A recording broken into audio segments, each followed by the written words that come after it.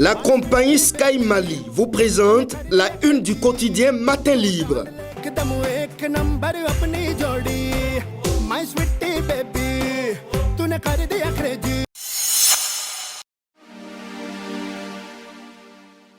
Amis internautes de Guérite TV Monde, bonjour.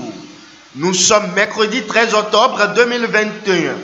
Le seul quotidien béninois immédiatement disponible dans les kiosques à Cotonou et à Parakou à partir de 7h, titre en manchette. Création annoncée d'un parti par Yahweh Koutiade. FCBE, une nouvelle CE en vue. Désormais ancien membre du parti Foscori pour un Bénin émergent, Théophile Yarou et Clément Koutiade sont dans une nouvelle aventure politique. Seuls de créer leur propre parti politique souligne Matin Libre.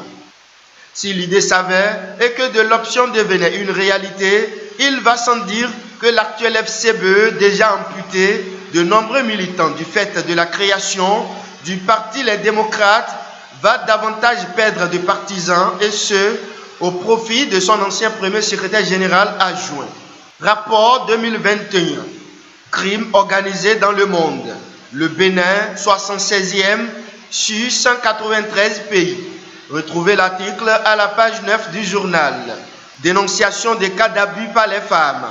Dr Florent Tasso, les efforts réalisés dans ce sens ont contribué pour beaucoup. Retrouvez l'information à la page 2 du journal Matin Libre du jour. Et à la page 7, Bénin Yali Alumni Association.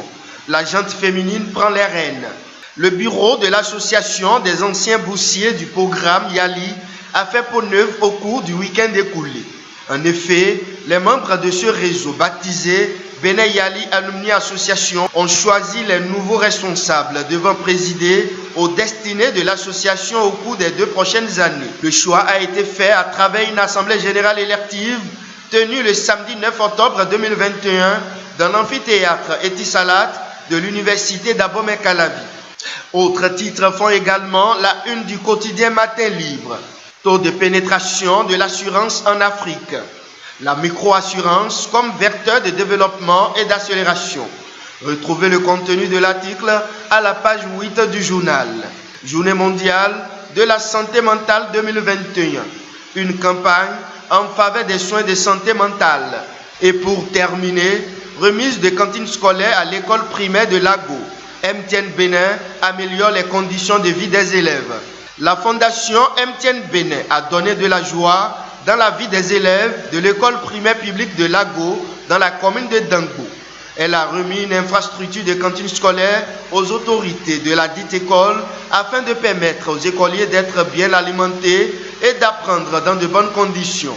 C'était en présence du ministre des Enseignements maternels et primaires, du préfet du département de l'Ouémé, du deuxième adjoint au maire de Dango, de la directrice générale et présidente de la fondation MTN Bénin, des représentants des partenaires et des parents d'élèves.